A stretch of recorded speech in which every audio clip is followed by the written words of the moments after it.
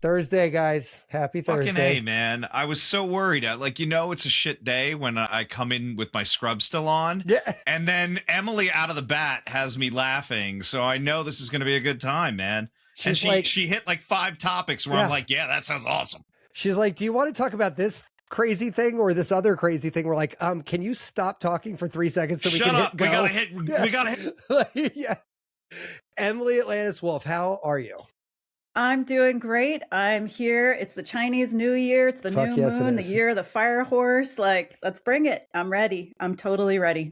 Let me ask you a completely douchey, like, Lunar New Year thing. What's your favorite thing about the fire horse? Honestly, what I love is all of my gay friends are coming out with this fabulous AI of them like riding these fire horses. And I'm so here for that because it's just pure magic. And My God, that is awesome. I can't stop watching it. It's like, seriously, it's like the why am I not earworm, but it's watching like this right now? It's fabulous. Why don't I do that? I'm not even gay, but like that sounds fucking like amazing. The best thing ever. Oh my God, like just do it. They're you know, like these beautiful, it's like Aphrodite out of the seashell, right? They're like, my God, I gotta call my social media person. Can we pause this for like 5 minutes? I gotta stop the post that I was gonna post. Yeah. We are moving into full fire horse now. Gay horse. Now. Yeah, and it has to be like going up into the clouds. Of course. Oh yeah. Why wouldn't you? Glitter involved. There's gotta be. Yeah. Yeah, that's what I'm saying. Like, it's so much fun. It's just over the top. And what I think is funny is that everybody just assumes, oh, the fire horse is going to pick me up and I'm going to have momentum. And I'm like, well, did you do your work in the year of the snake? Did you shed before you ascend? No, motherfucker, like, you're getting burnt. Maybe I'm like, good luck with that because you're not getting picked up. Your ass is too heavy. Yeah. Sorry. That is not sorry. awesome. Yeah. See, I knew I had to ask that question because it felt like you might be the one to answer that question. I mean, I think Matt asked me what he's supposed to eat on Chinese New Year. Yeah, I'm like, I don't know, carp. Yeah, I was like, "Are you saying I gotta go to the I think pet it's store?" dumplings Well, and it's not okra. horse. I can tell you that. Don't eat horse. Not, yeah. Well, also, it's like funny because every dumbass on the internet's got a different thing you have to do for Chinese New Year, and my wife is calling me. We're like getting ready to like experience the New Year, and she's like, "Okay, here's the things you can't do." And I was like, "What do you mean I can't do?" And I of course, I'm not looking into this too deeply. And she's like, we can't clean the house and you can't shower. I'm like, whoa, hold on a second. What the fuck are we talking about? So the shower one I haven't heard. Sweeping definitely is a no-no on. Apparently you can't wash your hair. It's something with the hair. I'm not. That's fine for me. I don't care. Yeah. It's a little bit odd because you're ahead of the pack. Thanks, We're Tom. Good. Yeah. Tom's like, my year's going to be amazing. This is amazing. Buff on it. My standard answer is don't give away your power. So if somebody says like, what should we do or what shouldn't we do? It's like, I take that with a grain of salt. Well, you know, of course, the classic, like, you know, don't should all over yourself because it's really just having fun. And for God's sake, we're not Chinese. Like, we're just having fun on one day. Right. Yeah. You know, we could go totally pagan with this if we wanted to. And listen, I think one of the most successful marketing campaigns ever is the Chinese in the United States during Lunar New Year. They're like, they fucking run the market. I mean, it is like full capitalism. Dude, but sign me up though. Like, let's do dim sum and light firecrackers. Right? That sounds amazing. Nothing about the Lunar New Year. Who doesn't want to do that? Amazing, right? Like, it's all fucking amazing. Like, so what part of this would you not want to be like, yeah, sign me up. Let's do more of that. Especially in the dead of winter, we're dying. I mean, we're depressed. You know, all the bills came in from Christmas. We're not getting enough vitamin D. Why not? Why not? Like, get on a horse, get on a dragon, go and And then AI, let's be honest, this makes it a lot more fun. Right now, I could be like a literal jockey on a fire horse riding off into nothing. Of course, AI being AI, the horse is going to have 4 or 5 or 6 legs. You never know. Of course. I mean, that's okay. As long as it doesn't. we have our 200th episode. I have something like 9.5 fingers. Nice. Yeah. On one hand. Yeah. It's funny. I mean, I love AI. It's professional hazard. I do technology for a long time, and like every day, 10 times a day, clients are like, I want to do this AI thing. And it's like, now it's like, AI has become code word for I don't have to think about the next words out of my mouth because I'm just going to assume we're packaging it in some mythical AI wrapper. Right? Like it's gonna okay, here's a wrapper that says I'm a fucking idiot and don't need to think about shit anymore. So we're just gonna say, let's AI it, right? And they laugh and I look back at them, I say, this is a dumb idea. Objectively speaking, this is not going to ever work. Like I'm really, we need to rethink this. And they're like, what do you mean AI? I'm like, stop saying those words. Just stop.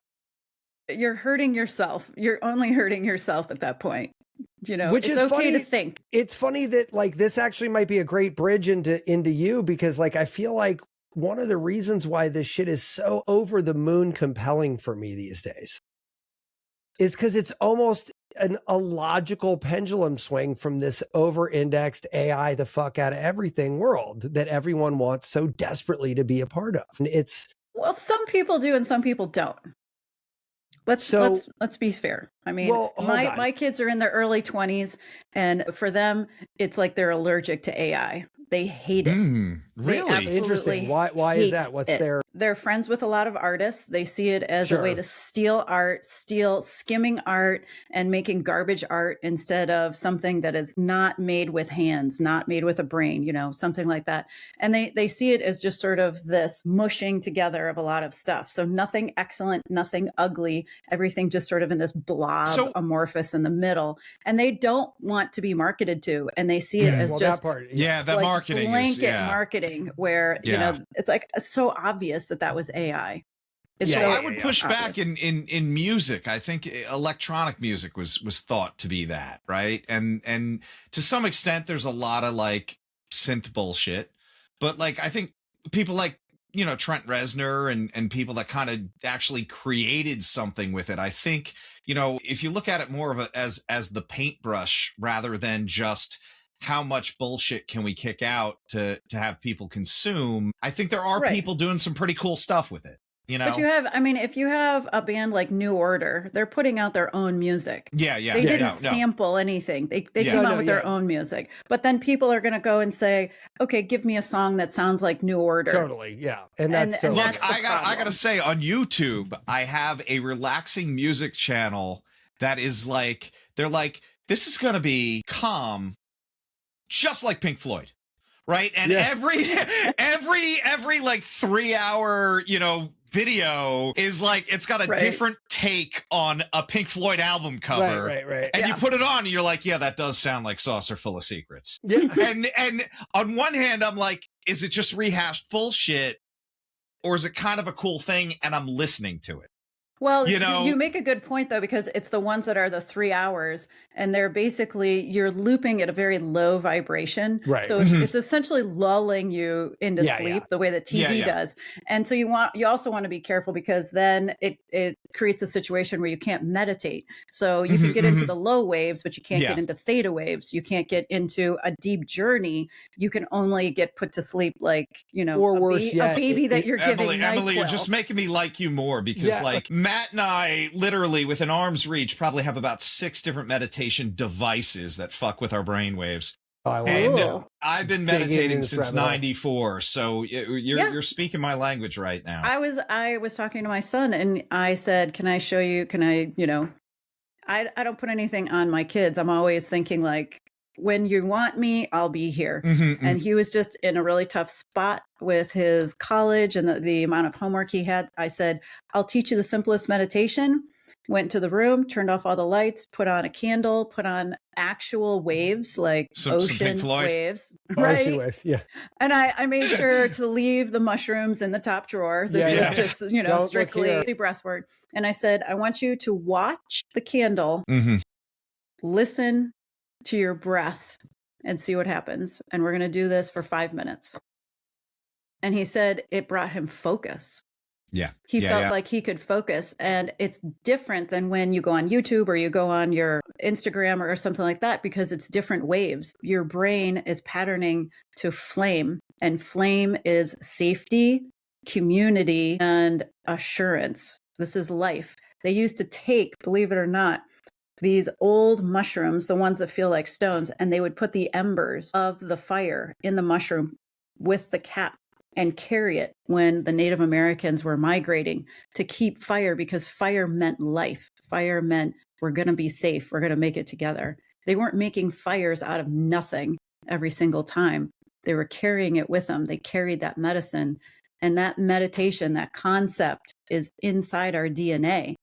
To meditate is to come home to ourselves, which means we can withstand anything.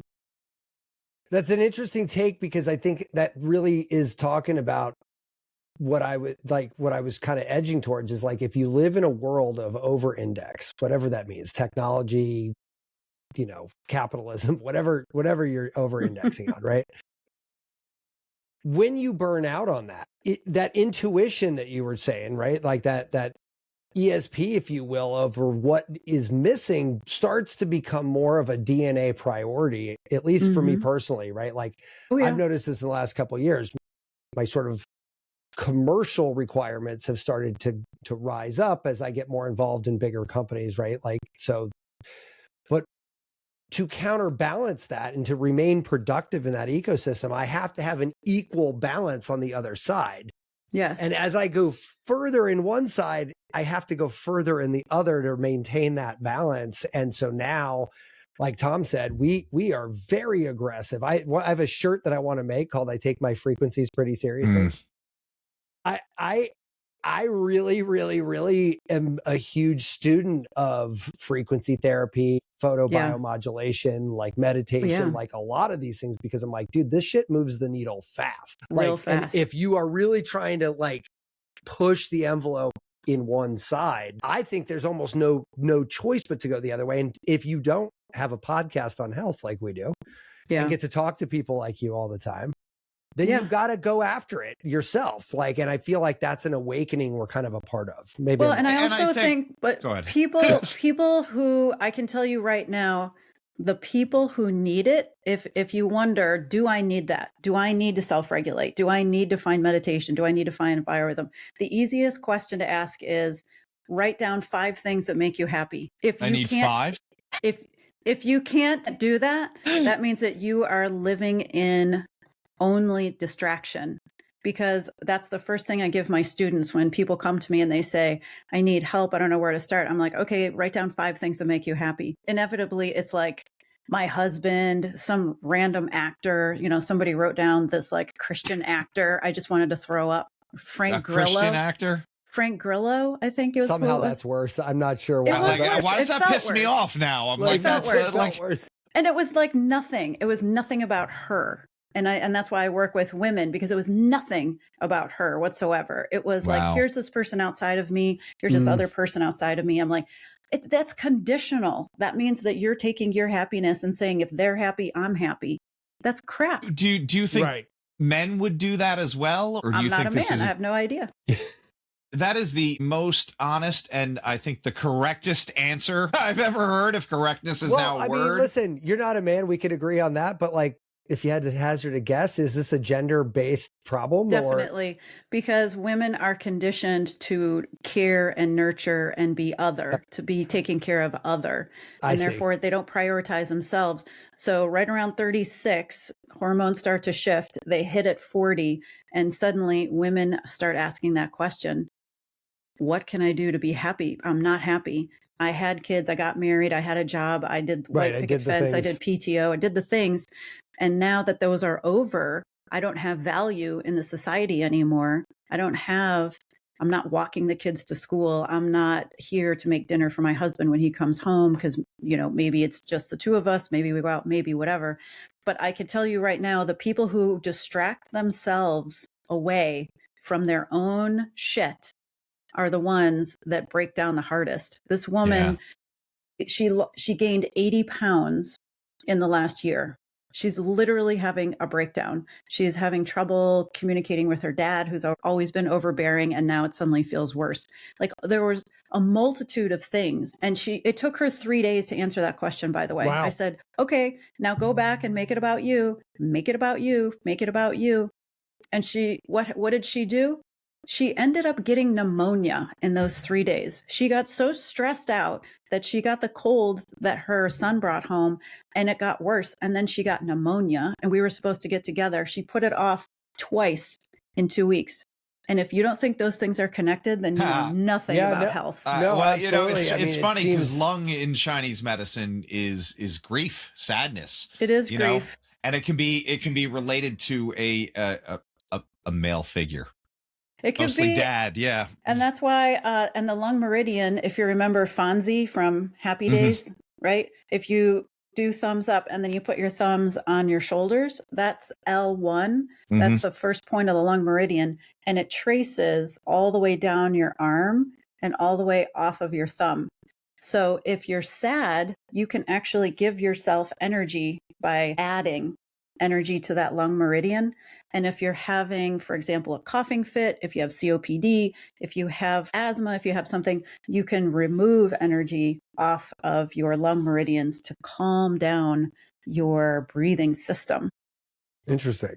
Yeah, I think that stuff is pretty fascinating. And also, like, to what I was talking about, when you start learning about these things when you have to, when it makes a big difference, right? Like when you're like, okay, I'm going to fucking It's never collapse. preventative like it should be. Yeah.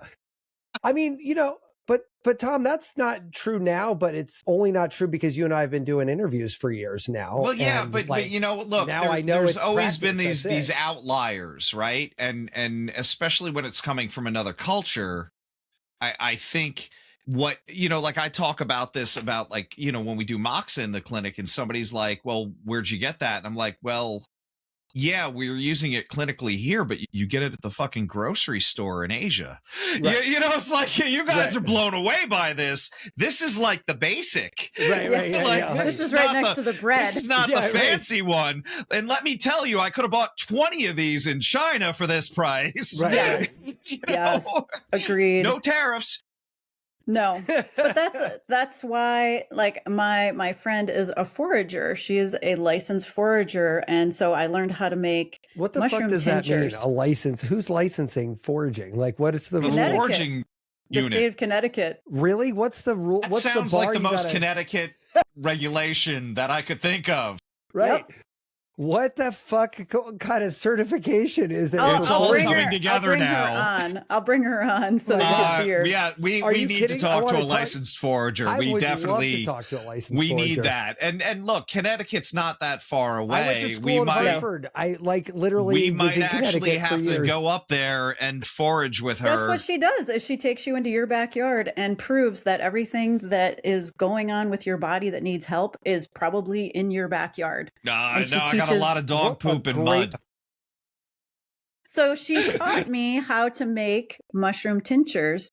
And since one of the big things in my health journey is about preventing cancer, I learned how to make my own turkey tail tincture. Yeah. Wow. Because turkey tail prevents cancer. And there's a lot of research behind that. A lot of research on that one. But it's really expensive. Sure. So you can go on forage.com. You can get somebody to go into the woods in upstate Washington, get you some good old foraged, old growth forest turkey tail mushrooms, make yourself a tincture for not a lot of money. And then you're going far and beyond what any of a Western medicine doctor would tell you to do as far as what the food pyramid and drink water and I'm going to be okay. There's a reason why 40% of the population has cancer. Yeah. There's plenty of prevention out there, but there's no money in it. So that's why there's the cancer walks, but there's no turkey money. Tail walk going on, is there? There's no turkey. Which is really sad because that would be a great opportunity for costuming and LARPing. 100%. There's a PR gold mine in here somewhere, Emily. You seem to, like, I almost feel like this is an opportunity for another opportunity for gay men to really have fun with AI. Yeah.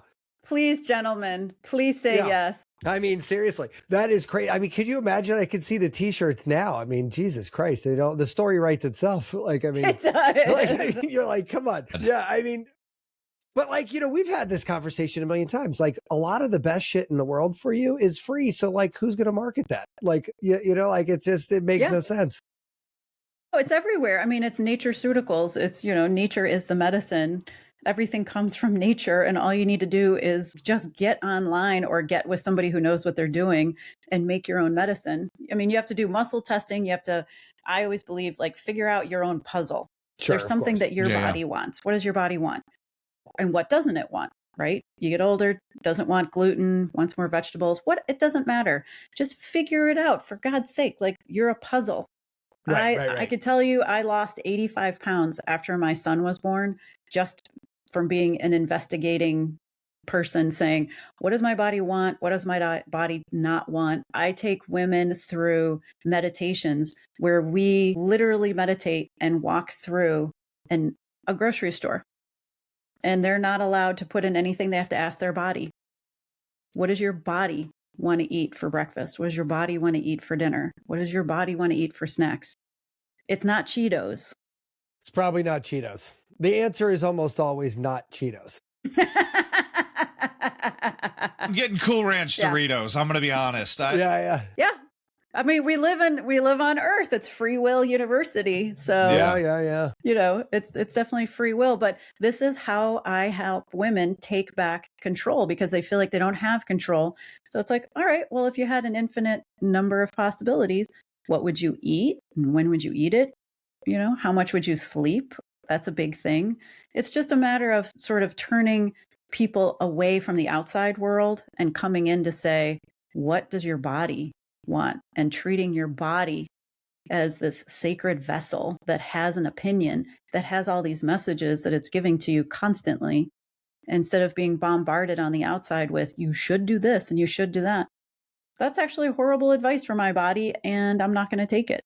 So how do you tune somebody into the signals that your body would give to sort of lean in a direction? Like, I know ways that I do that, but I don't know that I could articulate them. I just know I could describe the feelings. I get where Matt's going. And I also feel like we kind of touched on this. There's so much noise that I think people have that connection severed. So yeah, like, how do you show reconnecting that? Yeah. Mm-hmm. I call it the confident pause. It is a method that I teach called the confident pause, and it has 3 components: clear, connect, and query. So as part of my 6-month program, I do this in 12 different ways. But the easiest one is you clear by using holotropic breathing. That means in through your nose, out through your mouth, take a pause, in through your nose, out through your mouth, breathe in a little, breathe out a lot. Most people are breathing in way too much. You just need a little bit of air, and it's usually emptying the lungs. So it's more of The best acid trip I ever had in my life was a holotropic breathing session. I'll tell you that right now. That's what I do. Another and fucking that's the planet. breath work that I do. So and it was amazing. After you clear, then you connect. You connect with something bigger than you, your divine being, God, Goddess, Spirit, Source, Allah, Buddha, Krishna, Yeshua, Ghost of Elvis. It doesn't matter. Pick your poison. Whatever's bigger than you. Sure. When you feel saturated with that divine being, then you ask the question. And usually you ask a question that uses your whole brain, which is how? How can I take one step forward? How can I move myself out of this job, out of this relationship, into a more peaceful place? How can I answer this person in front of me who is challenging me, hurting me, confusing me, whatever?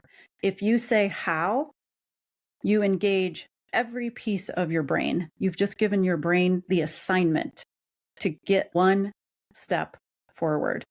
And 100% of the time, you will get an answer because you regulated your nervous system, you moved into a place that was bigger than you, and you engaged your whole brain in a peaceful way. And once you do that, you can do all of those steps in 3 breaths. Interesting. Mm. And the answer you get is going to be up to you. You may see something, hear something, feel something. Intuition comes to us in different ways because we have so many different ways to sense it. I sense it in my body. It's clairgnosis. I know the answer. I am that person. I literally am like, I was at a networking, very, very buttoned up networking group, and somebody was saying something about the Chinese New Year. And I'm like, yeah, you know, the horse, and then it's metal, and that's resilience as opposed to water, and water's more about flowing in emotions. And they just looked at me like I literally had dropped out of the spaceship and somehow managed to get into their networking group of very sensible businessmen. Yeah. It's mostly men. And my friend asked me later, how did you know all that? And I said, I just channeled it. And he said, God damn it, I used to be able to do that. That's interesting. And he was mad because he can't do it anymore. But the truth is, if you can surrender yourself to something bigger than you, then something bigger than you will just speak through you. And, you know, we've heard this, Tom, how many times on the show? Like, I mean, there's so many times that we've sort of had this similar conversation. I guess my sort of a question we usually ask towards the beginning, but it's a great time to ask it now, is like, how did you kind of come into that? Because it's a super specific skill, you know what I mean? Like, and it's not one that anybody really recognizes. That's normally the one question we ask. How'd you get here? And this kind of feels like the right time to ask the right time to ask it. Yeah. Yeah. So I'm an intuition teacher. I am really good at teaching people how to connect with this. And you touched on it a little bit before when you said nobody is coming to this while they're drinking Mai Tais on the Caribbean beach. I mean, you usually come to this in what we call a shamanic death. So that means loss of a marriage, loss of identity, loss of a job, something big you've been broken. Something big broke. And therefore, you are willing to look at more interesting and spiritual ideas. For me, it was my mom who died of cancer when she was 59. I was 39. And I was the person who was in the cube working at Charles Schwab, project manager, going between the executives, the programmers, the analysts, being that bridge between the technical and non-technical groups, and using all of my superpowers for the sexy program known as the Sponsor Fee Disclosure Project, which is exactly as fascinating as you would imagine it would be. And I'd already been working on it for a year. And my mom was dying. And she was dying of her second round of cancer. And she had a virus in her brain fluid that could not be cured. They didn't know how she got it. They didn't know how to cure it. And she slowly faded away for 9 months and lost everything. Her ability to talk and think and walk and take care of herself. And 2 weeks before she died, there was a lady doing Reiki. I had no idea what Reiki was. It looked stupid. It looked like somebody was just waving their hands over my mom. And I was bothered because I had a 4-year-old and a 6-year-old at home. And I'm like, really? My dad dragged me out, like to the country, out half an hour away for this woman to hold her hands over my mom. Like, this is literally the dumbest thing I've ever seen. But I couldn't do nothing. So I rubbed my hands together because I read it on an airplane that you could rub your hands together, create energy. And I just didn't have anything else to do. And my best friend and my soul twin and the person who always said, you know, it's like we're one soul in 2 bodies. And I would always say, I know what you mean, Mom. I feel the same way. She was dying and I hadn't been able to talk to her in 6 months. So what the heck? I'm just going to roll my hands together and make a ball. And it kind of looked blue in my eye, whatever that meant. I was so exhausted and tired. I couldn't really think of anything logical to do. So I went to illogical. And I just sent it towards her. I imagined I was sending it towards her. It went to her chest. And like the setting sun, it just sort of sank into her chest. The moment it sank into her chest all the way, the corner of her room disappeared. And I saw, with my eyes open, the Archangel Gabriel in full regalia. Big wings, big dress, little tiny angels around him. There was no corner in the room, and I saw right into heaven. And my first thought was, Gabriel, I haven't seen him in a while. And my second thought was, I didn't remember his wings being that big. So you've had other experiences where you've seen Gabriel? No. Okay. No. That's what I thought you were going with that. No, I kind of knew she was going to say that. What's up, anything. Yeah. So, of course, I didn't tell anybody. I don't know you, Gabe. And it felt like Uncle Gabe. I was like, Uncle Gabe, I haven't seen him in a while. That's weird. And that's how spiritual things are. It's like all of a sudden you get the back of your head opens up and all the stupid stuff that you've been doing for 30 years falls out. And you remember that you're an infinite being that's been around for hundreds of thousands of years. And you remember suddenly that yeah, the archangels, right. They're friends and friendly and family. And like, I'm going to go back there someday. Okay, cool. So the lady said, hold her feet, because my mom was starting to get really agitated and she couldn't talk. So I did. And I kind of like, broke me out of that spell, and he disappeared.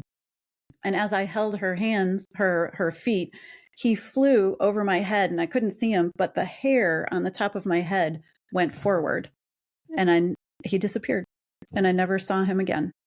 And I have no connection with him personally. I mean, it's not like I drew him as a kid or anything. It was just, he appeared. I knew who he was. I didn't tell anybody, not even my therapist, because I thought, well, that didn't happen. Sure. There's no way. I should lay off the afternoon mushroom caps for lunch. Yeah. But that's the thing. I was going to work. I was taking care of my mom. I was taking care of my kids. I was a single mom. I was just the locomotion train. My day, every day was the same, and every day involved work and putting on suits and getting kids out the door and making lunches and making dinners and having a drink before I went to bed and saying, well, I made it another day and my mom is still alive, but my life sucks. So I say all that to say every single person that comes to me has always had some kind of mystical experience in the middle of a shamanic death. It was my mom's physical death. And there were more things that came after that, but that was the first thing that happened. And knowing, I mean, I denied it as long as I could, but I was holding her hand when she died. She waited until I got back from work and went to go see her and everything. She hadn't eaten, nothing. She was dying. And I held her hand and she opened her eyes for the first time in 4 weeks. And she had beautiful eyes. Her dad has green eyes. Her mom had these really dark Mexican eyes. She had copper colored eyes. And so she opened her eyes and she looked past my shoulder, and I could see in her eyes that she was seeing what I saw, that she was seeing that heavenly light, that the clouds, the celestial. And my dad said, she's looking at you, because he was on the other side. And I knew she wasn't, but I also was happy I was the last person to see her with her eyes open. And it was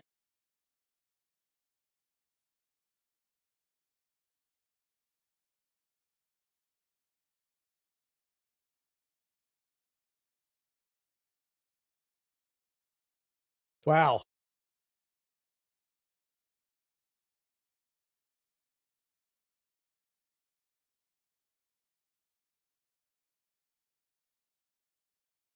And I drove her Dodge Caravan home half an hour, and she was just like nonstop. I hated the nurse that your dad had. I can't believe that one person was wearing that. I mean, she was just nonstop. And when I got home half an hour later, I stepped out of the car and I said, Mom, I don't think it's supposed to be like this. I think you're supposed to be. And the side of my face had like a pressure, and she just left. Wow. And I didn't experience anything around her for a year after that. Interesting. What now? Have you since, like, has that happened since then? You said no. Okay. No. So that's when people are like, oh, I had this weird thing happen, I'm like, girl, take up a chair. Like, I am so ready. Bring it on. Yeah. I was like, there's a bad joke in there. You're like, yeah, just what every kid wants is their parent in their head, like nonstop. Right? Like, you're like, I know. So I missed you and all, but this is not going to work out. Like, we are not going to be able to keep this going for very long. It lasted half an hour. Yeah, exactly. You're like, and even 30 minutes, you're like 28 minutes. You're like, we've kind of maybe run this thing out. Like, I'm good. Like, this feels like enough. So it's not something that you can plan. I like to say that you can't choose your moment of clarity. Sure. You can't choose when you're going to see something, when a car is going to phase through your car, which happened to me. You can't choose when you're going to see or experience something unusual. But I can guarantee it's going to be around some kind of metaphorical death, because that's when you start to loosen your mind and open up to different ideas.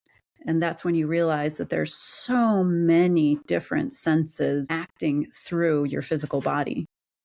Did you say a car phased through your car? What the hell does that mean? I was like, wait, you got to follow up on that. You can't just say that and then peel this off for a second. Like, did timelines converge? Did some? Are we in a black hole right now? And I don't know, like, what the fuck just happened? Well, you said that you have a bunch of people on, so I assume that you already had one of those stories. We got a guy that can stop cars with his mind. But yeah, we've got plenty of weird shit that's come on. But what the hell does that mean? Did like a metaphysical, like multiverse situation happen to you? Like I was going to work and I was going too fast, and I used to just go too fast, drive too fast. I was always running like 5 minutes late, and then I would try and make up the time so I'd be there on time and that kind of a thing. So the universe was trying to slow me down and got messages around, okay, slow down, okay, knock it off. And I blew it off until one day when I was coming up to an intersection, the block before I went to work, and there's a stop sign, but there's not a stop sign going across. There's only a stop sign for me. And it's right next to a school. So there's this school field, long chain link fence all the way down, and then a little short road on the left. I look this way, there's a car there's like a pickup truck, and it's pulling into the driveway. So I'm like, okay, great. He's pulling into his driveway. So I know that I can make that side. I look on this side, there's nothing. So I didn't really stop. I rolled through the stop and just went through. But I didn't realize that there was a car going a lot faster behind the pickup truck, and that the truck was really dashing into his driveway. And so I looked, and there was a Nissan, because I remember seeing this huge Nissan symbol, and the car hit the side of my car, the passenger side, and crushed it and hit my head. My head hit the glass, and it came back, and I thought, I'm going to be really late for work. And then it happened again. And I thought, I might not be late for work. I might not make this. I might be out of the so two cars hit you? No, just one. But it was like one of those like boom, boom. And then it was coming back when I realized. And I said, well, my dad's going to be really mad because he helped me buy this car. Sure. My kids are going to be mad because they're going to go have to live with your dad. And I'm going to be mad because I still have a mortgage and all this other stuff. And it's just one of those like rapid moment kind of things. But I quickly realized this is going to be bad really fast. This is not even just like a little something. And I said, no. And in that moment, I blinked, and I was on the other side of the intersection, on the side of the road, and the Nissan was past. He had also stopped and was on the other side of the road at the intersection. And my heartbeat was almost resting, like I was asleep. There was nothing. There was no adrenaline. There was no excitement. My car was fine. I was fine. He looked at me and I looked at him, and he drove away. And I thought about it a minute, and I went to work.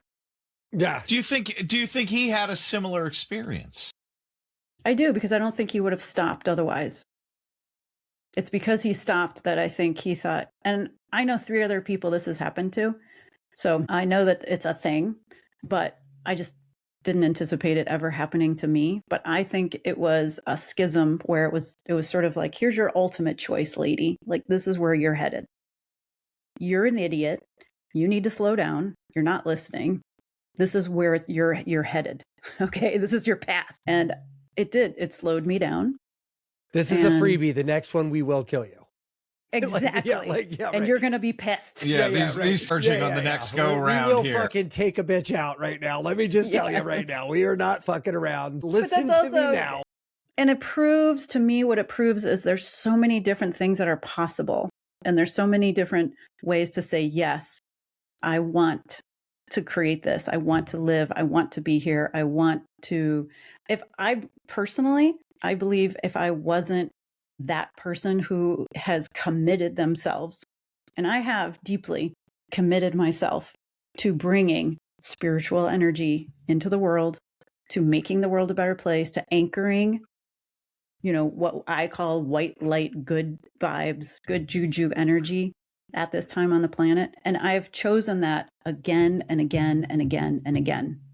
I cannot tell you how many times I'm the person. I've had the hard conversation. I have helped probably 5 people have hard conversations about, you can't drink at work. You are an alcoholic. You need to stop. You're a chiropractor. You're an alcoholic, and you need to knock it off.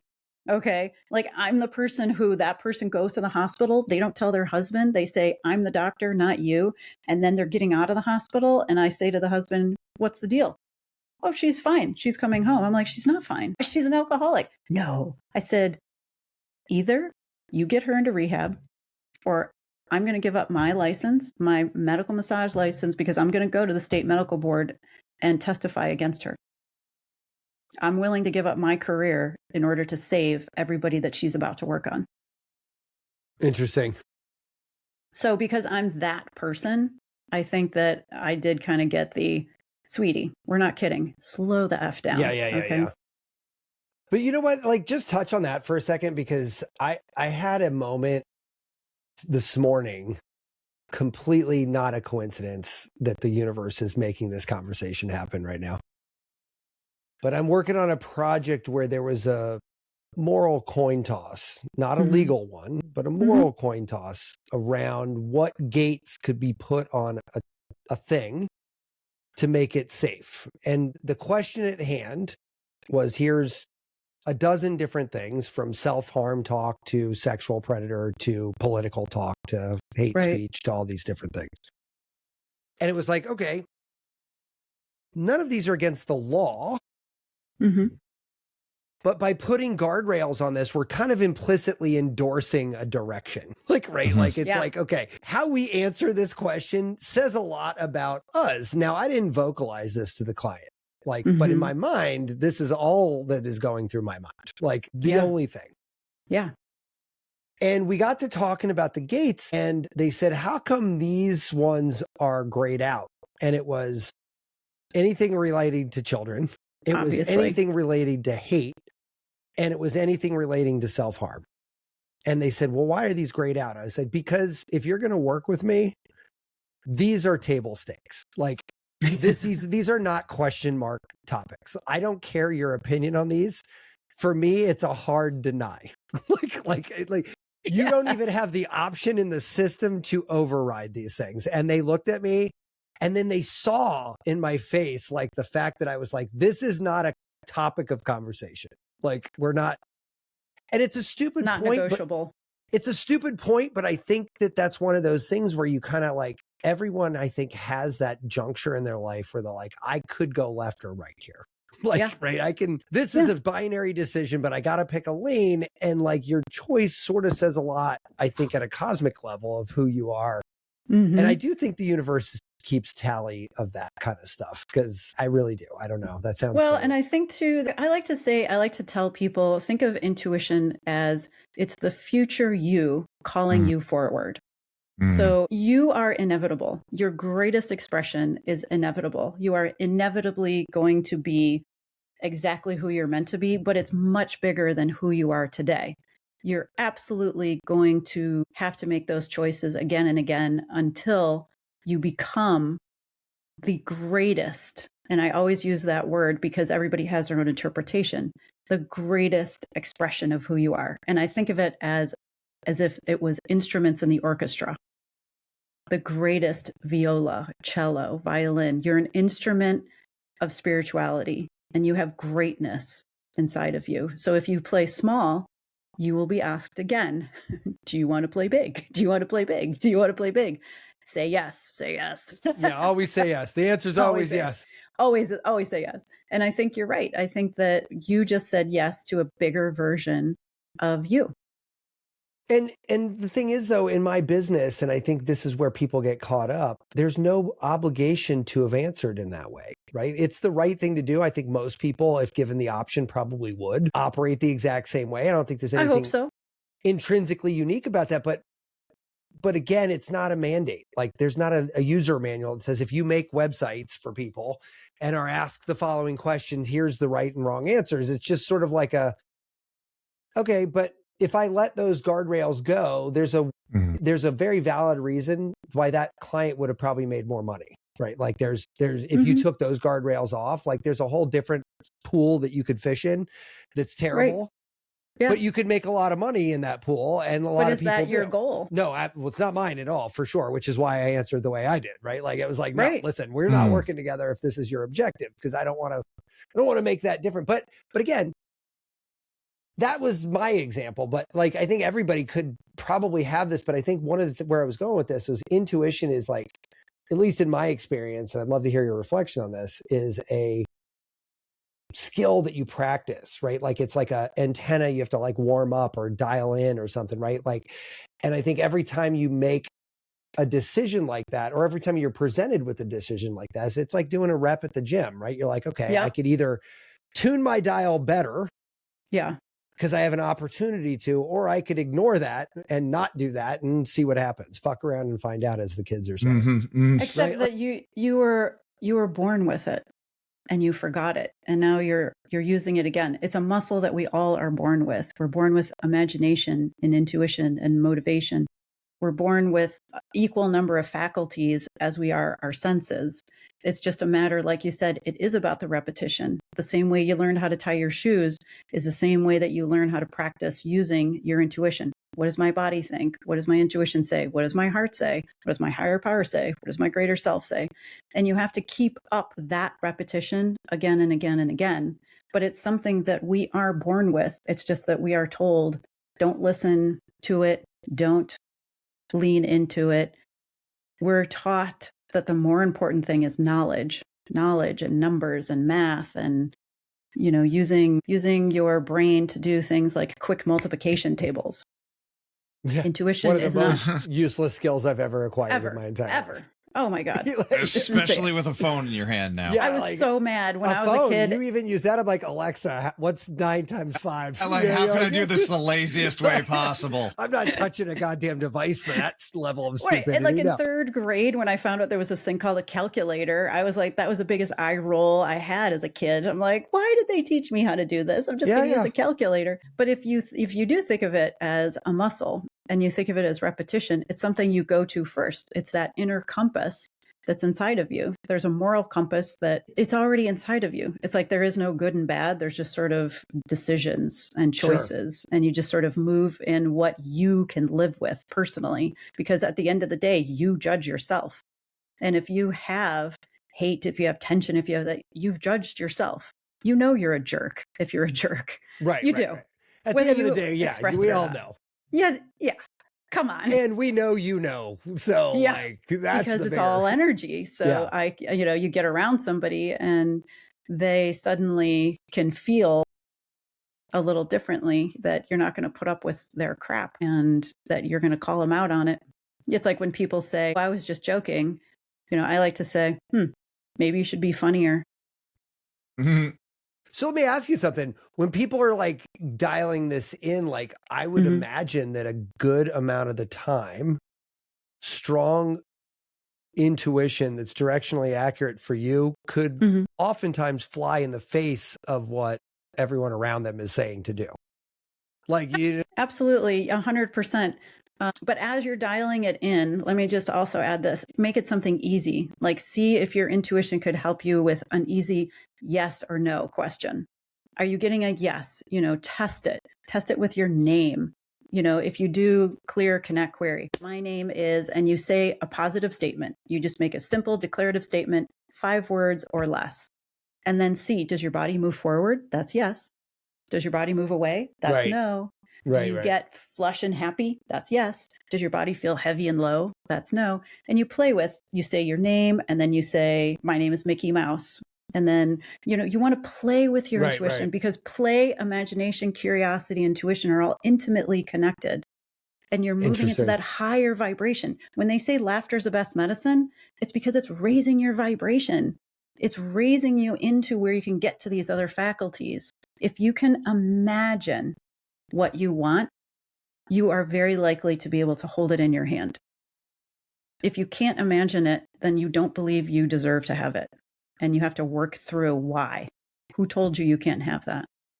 I met somebody who had a near-death experience, and she came to me and said, I was there. I remember she told me the whole experience. She was dead, pronounced dead, talking to Jesus. And Jesus said, do you want to go back or not? And she said, yes. And she said, so I'm starting to wonder if I should do anything with that. And I said, well, how long ago did that happen? 22 years ago. I said, you've been sitting on that egg for 22 years, honey? I think it's hatched. Kick this thing out of the nest.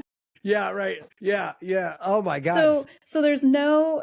But doesn't people that are show so you how scared. belligerent fucking humans are? They're like, this lady could sit on this shit for 22 years, 2 decades and change, and not do a goddamn thing about it. That is. And you know what jaw-dropping. she said? I just put myself in God's hands. Oh my God. Wait, but that's not my client. Yeah, Not my no, client. like that person. Come That's on. the should have nicest told thing her to I wait. could say. Should tell her to wait another 11 years, and that'll be as long as Jesus was on the planet. Yeah, like, yeah. Oh my God. So people that find me, they want to start their spiritual journey, and they want to dial it in, and they want to. I feel And like so I've heard that a lot too. they, like when they're ready, they find you. Yeah. That's why I don't do social media. I do this. I do live stuff. Right. A little conversation that goes all a long conversation based. But the people that want it, they come to it very quickly, and they're surprised that I'm not treating them like, the kung fu monk or something like that. Yeah, like there's no fasting, there's no like burning your hands with the big boiling ashes. It's fun, it's funny, it's lighthearted, light.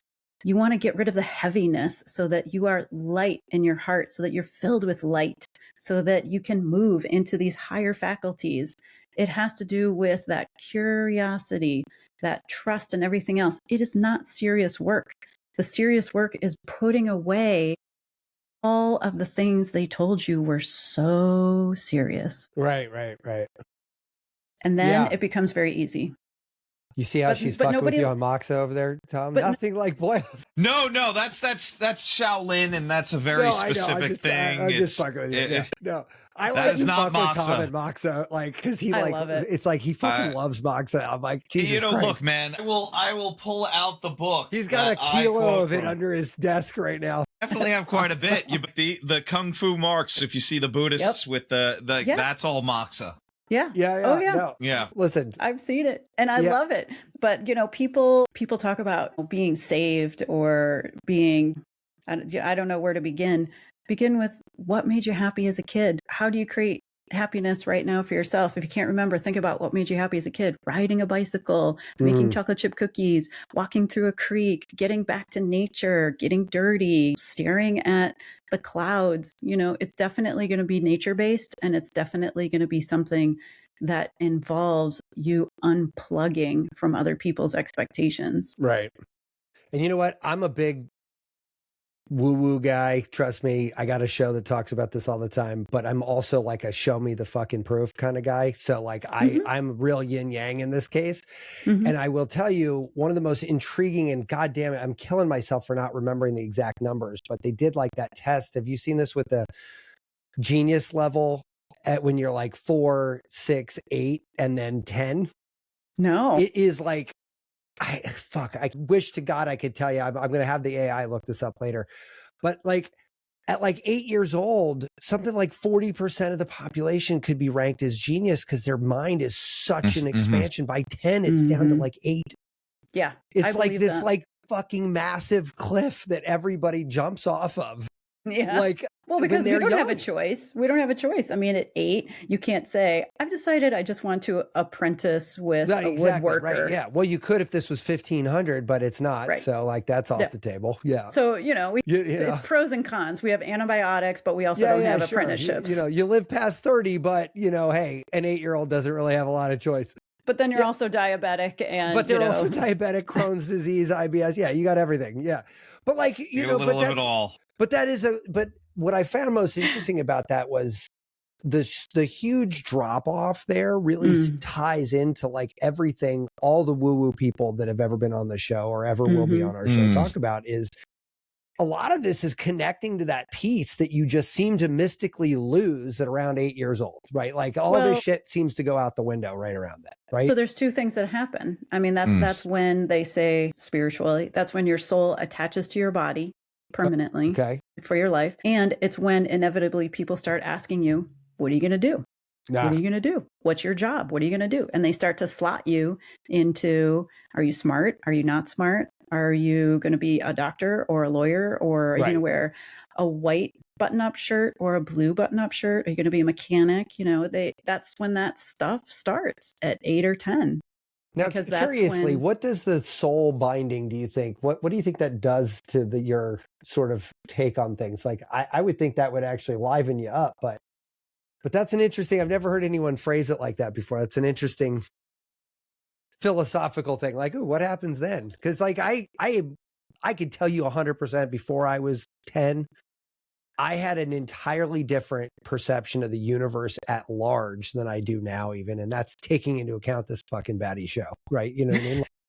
Like, I mean, I just felt like I had a vision into something that was more real then than what I see now. And I remember it vividly because weird shit happened then that doesn't quite weird happen anymore, kind of thing, right? Like it's almost like I noticed shit that wasn't there. Yeah. Well, because you're still in connection with all your other faculties. You're still connected to your imagination, your intuition, all of the extrasensory perceptions. In the same way, for example, that bees can see different flowers, different vibrations, different shapes, kids can too. I mean, if you ever want to feel like, is there a spiritual component to being alive or not? Find yourself a nice 6-month-old baby. That baby is not going to look you in the eyes. They're going to look all around the top of your head and all around you because they still see the energy, almost like the Kirlian photographs, the Russian photographer, the Kirlian photographs. They never look me, at least, in the eye. They always look around me. That is super interesting. I've actually never heard that either. Try it out. No, that's interesting. Actually, what's funny is there was a study during COVID on that. Tom, do you remember this about how like babies born in COVID could actually tell if somebody was smiling through a mask? Mm-hmm. Like they knew and they recognized people through a mask. And you know, babies weren't wearing masks, so like you walk in and you walk into a store maybe and a baby instantly connects.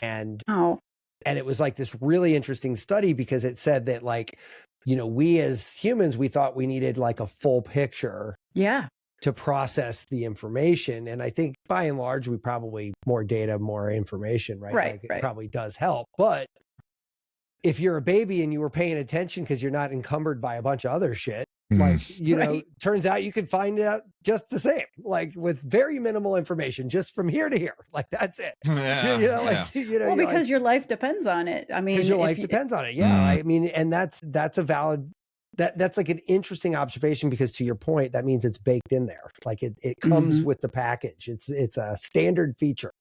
It is. You know? Yeah, I absolutely agree. And that's why I think babies are so fascinating because they are that lump of clay. They can learn any language. Sure. They can adapt to any situation. Absolutely. There's no limit.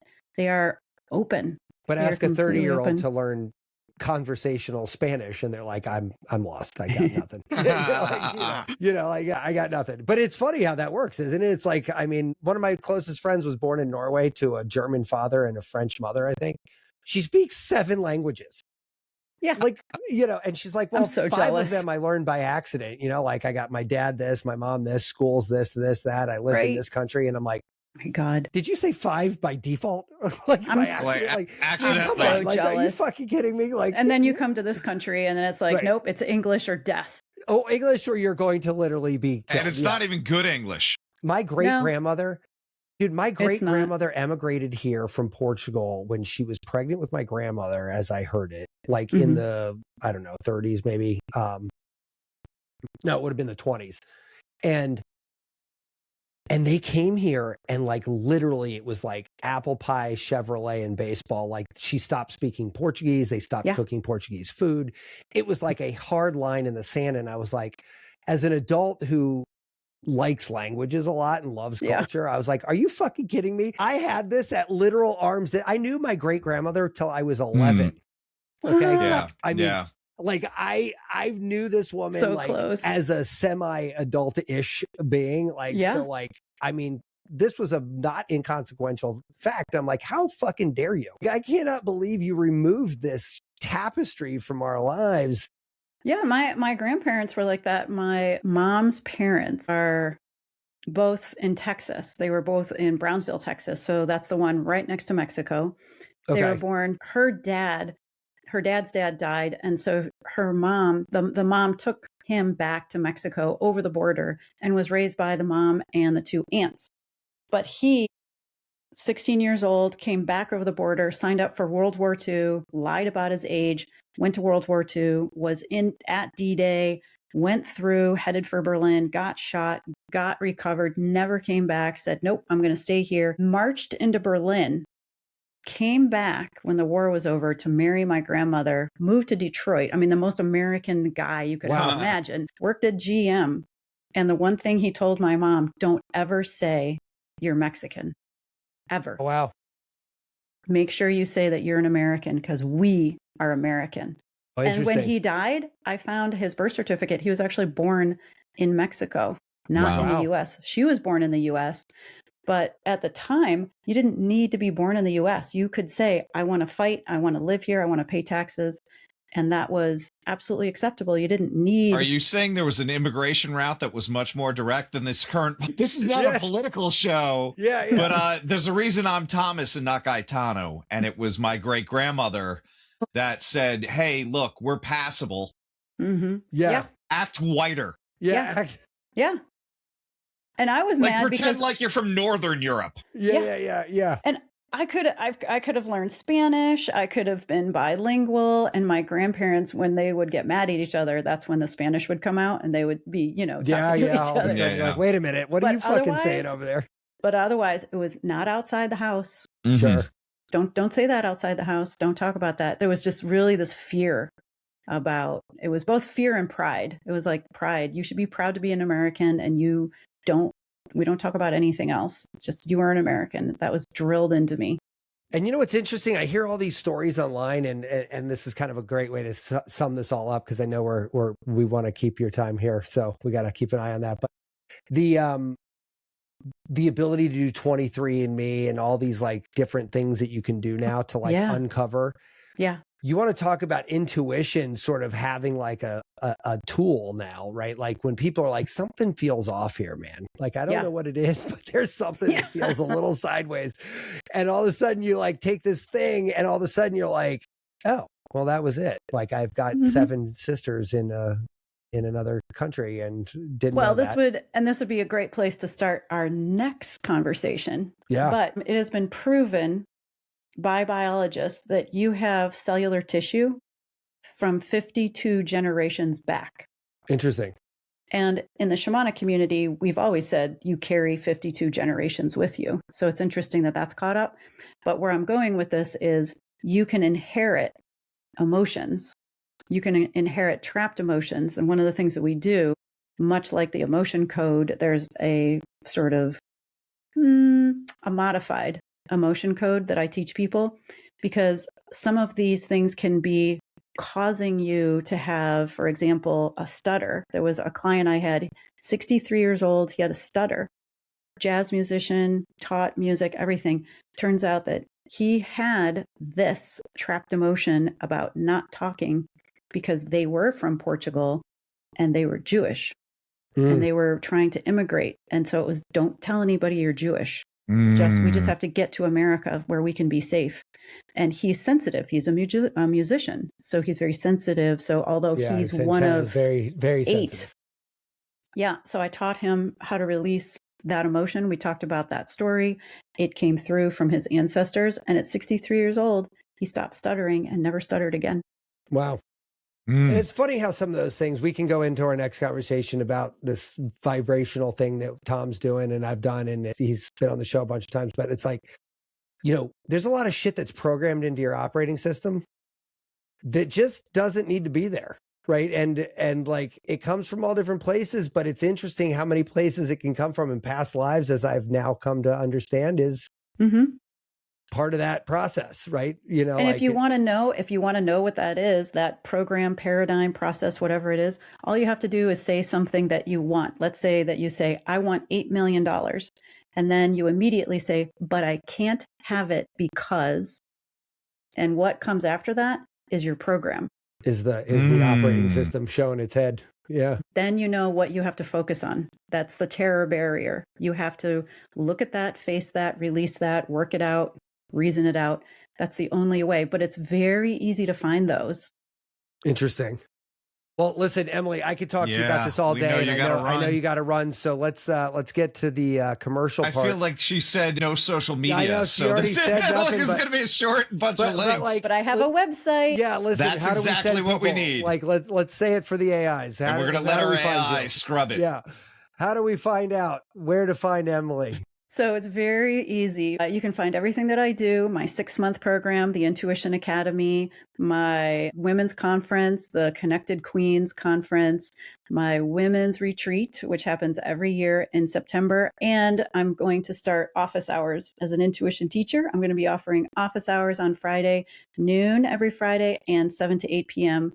Ask Atlantis. It's going to be a drop-in. So you can ask me any questions. Sweet. Everything, cool. atlantiswolf.com. Awesome. That's very amazing. simple. Awesome. Emily, just to recap, we're going to need to talk to your forager. Yeah, I mean, you can put us in touch with her. She's awesome. You come back with her, whatever you want to do. Second She's of all, awesome. I'd love to talk to you again. There's just so many. There's so many conversations that I think lead to better and bigger conversations. And, this is definitely one of those for me anyway. It just touches on so many things. So I'd love to have you back at some point. So I thank you for your time tonight. It was awesome talking to you. Thank you, gentlemen. It's been a pleasure. I loved being here. Thank you for holding such beautiful space. I really appreciate you. I love it. Thank you so much. And guys, have a great weekend and talk to you soon. Be subversive, irreverent. Health is wealth, but you knew that. Everybody knows that. But so is following us on social media at Irreverent Health. And check out our website for more exclusive content at irreverenthealth.com. Oh, I like this. Thanks for tuning into this episode of Irreverent Health.